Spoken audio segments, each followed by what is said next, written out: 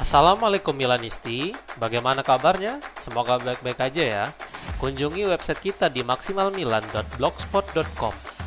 Jangan lupa subscribe dan nyalakan lonceng notifikasi untuk terus mendapatkan berita terbaru seputar AC Milan, khusus Milanisti.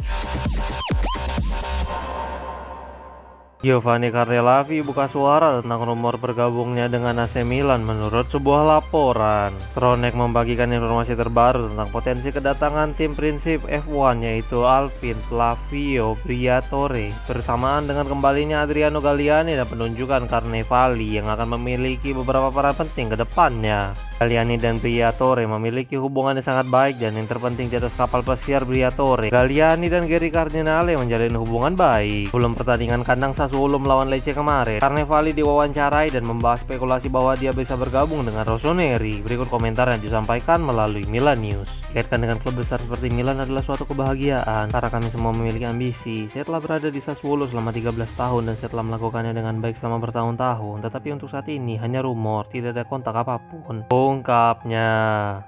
Geri Cardinale berpotensi menjual saham minoritas AC Milan di tengah harapan valuasi tinggi menurut sebuah laporan. Milan News mengutip Milano Finanza yang melaporkan bahwa Redbird selaku pemilik Diavolo tidak berniat menjual semua sahamnya, tetapi mereka sedang mengevaluasi penjualan saham minoritas. Jadi pada akhir musim ini, bukan hanya jajaran manajemen dan skuad yang dirombak, tetapi pemegang saham juga berpotensi terjadi perubahan.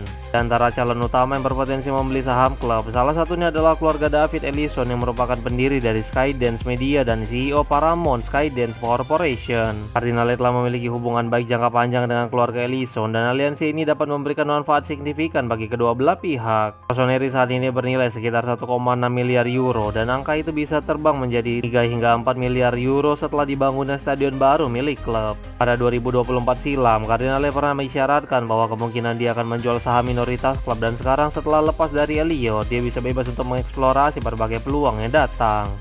Keluarga David Ellison menjadi terdepan yang dapat membeli saham dan menjadi bagian dari AC Milan menurut sebuah laporan. Pada 22 April lalu, Felice Raimondo berbicara tentang beberapa hal besar yang kemungkinan akan terjadi di dalam perusahaan Milan. Pusat cerita kali ini adalah Larry Ellison yang merupakan pendiri Oracle Corporation dan menjadi salah satu orang terkaya di dunia dengan kekayaan yang mencapai lebih dari 390 miliar dolar pada 2025 lalu, sedangkan pada tahun 2026 ini kekayaan bersihnya lebih dari 200 miliar dolar. Final ini jelas membuatnya menjadi pembeli potensial untuk saham minoritas dari Diavolo. Bahkan dia mampu membeli seluruh saham klub yang jika meningkat akan mencapai 3 hingga 4 miliar euro. Larry selalu menunjukkan minat pada dunia olahraga. Dia memiliki Indian Wells Tennis Garden di California serta mendirikan International Sailing League Sail GP.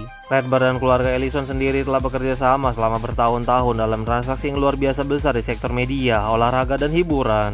Rossoneri bisa menjadi salah satu aset sentral dari strategi global ini dan dalam hal ini, Ellison bisa memperoleh antara 10 hingga 25% saham klub melalui Skydance Sports. Jujur ya guys, jadi makin komersil nih Milan tercinta kita. Hakan dan Thuram mengolok-olok AC Milan selama perayaan Scudetto yang dilakukan Inter. Saling ejek yang sering dilakukan oleh para penggemar dan bahkan pemain jelas bukanlah hal baru dalam derby Milan. Dan hal ini justru yang membuat rivalitas menjadi semakin panas.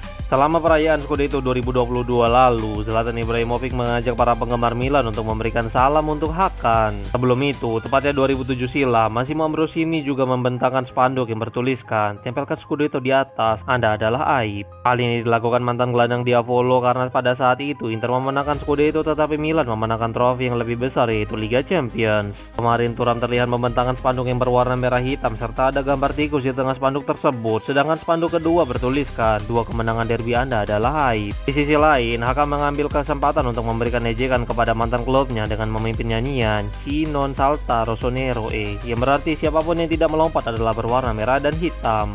Ya, silakan nikmati. Mari kita berjuang lagi musim depan. Let's go Milan.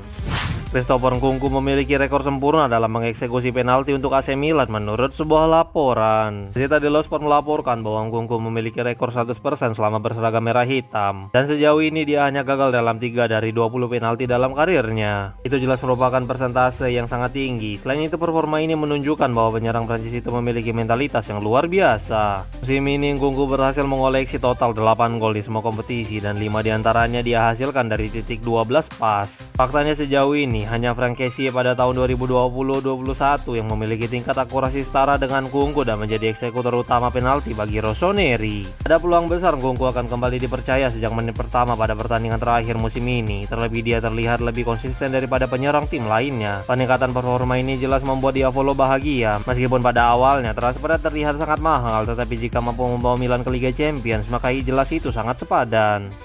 Cristoforo Nkunku ternyata hanyalah pilihan ketiga yang ingin didatangkan oleh Iglitare menurut sebuah laporan. Michael Cuomo berbicara di saluran YouTube milik Carlo Capaserini dengan menyatakan bahwa Iglitare layak mendapatkan pujian atas penandatanganan yang dilakukannya pada musim panas kemarin. Berikut komentar sang jurnalis disampaikan melalui Milan News. Kemenangan ini adalah milik Iglitare. Dia kemungkinan besar akan menjadi orang pertama yang pergi akhir musim ini, dan ini adalah kegilaan sepak bola. Tidak ada direktur olahraga yang dari 10 operasi transfer 10 pemain tersebut berguna. Saya percaya bahwa Tari telah melakukan 4 hal yang benar-benar tangguh dan menentukan untuk musim ini. Dia tiba dan menandatangani Allegri, meyakinkan Modric untuk mengenakan seragam Rossoneri yang hampir pasti ke Kroasia, membantu pelatih dengan menandatangani Rabiot, dan membuat Mignon kembali mencintai seragam Rossoneri dan menandatangani kontrak baru. Tari tidak menandatangani Nkunku karena suatu pagi dia bangun dan berkata, "Aku akan membawa Nkunku." Dia membawa Nkunku karena klub mengatakan tidak kepada Vlahovic yang harganya terlalu mahal, tidak pada kewajiban untuk membeli Højlund, dan kemudian Nkunku adalah pilihan ketiga. Maka kita harus memahami mengapa tidak Vlahovic, tidak Højlund, dan ya 40 juta untuk membawa Nkunku dari Chelsea, ungkapnya.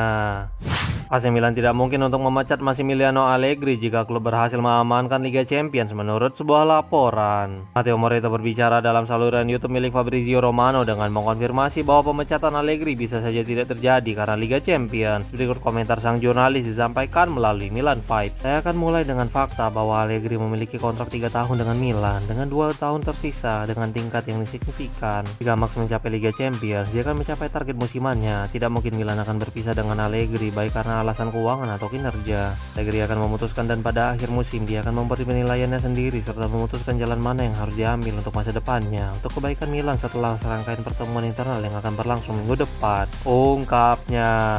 Wait, sebelum lanjut ke berita selanjutnya, kalian jangan lupa ya guys, check out pakaian atau kebutuhan lebaran lainnya yang udah gua taruh di keranjang bawah ini.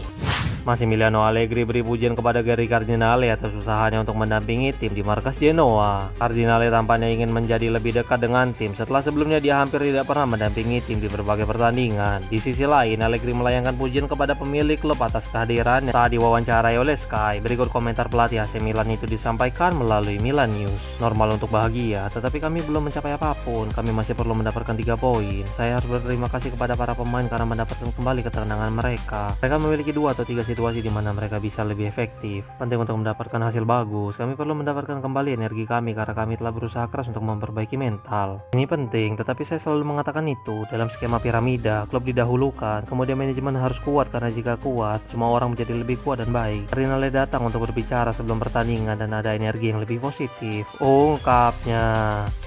AC Milan telah membahas beberapa kontrak baru pemain dan musim panas ini akan sangat krusial menurut sebuah laporan. Gazzetta dello Sport melaporkan bahwa ada beberapa pemain dengan masa depan yang masih tidak pasti sehingga beberapa keputusan harus dibuat. Mulai dari Rafael Leao yang sebelumnya dilaporkan segera teken kontrak baru, tetapi setelah semua penurunan performa ini, pembicaraan perpanjangan kontrak telah terhenti dan dia lebih mungkin meninggalkan Diavolo. Nasib Ruben Loftus-Cheek terlihat mirip. Dia pernah menjadi salah satu pilar tim tetapi sekarang posisinya telah tergusur. Milan bahkan dilaporkan sedang berusaha untuk menjualnya pada musim panas meskipun dalam beberapa bulan terakhir Ruben terlihat akan mendapatkan kontrak baru. Selanjutnya Luka Modric. Jika Rossoneri lolos ke Liga Champions musim depan, maka peluang perpanjangan kontrak yang dapat diaktifkan secara sepihak oleh veteran Kroasia itu jelas lebih tinggi. Di sisi lain, ada Fikayo Tomori menjadi pemain terdepan segera memperpanjang kontraknya setelah kembali mendapatkan performa terbaiknya. Jelas Milan akan mengamankan jasanya. Yang terakhir adalah Christian Pulisic. Kapten Amerika Serikat itu akan menghabiskan musim panas untuk membela timnas Amerika di Piala Dunia. Sementara itu masa depannya masih tanda tanya karena pembicaraan telah terhenti pada awal tahun dan hingga saat ini belum ada kemajuan apapun lagi.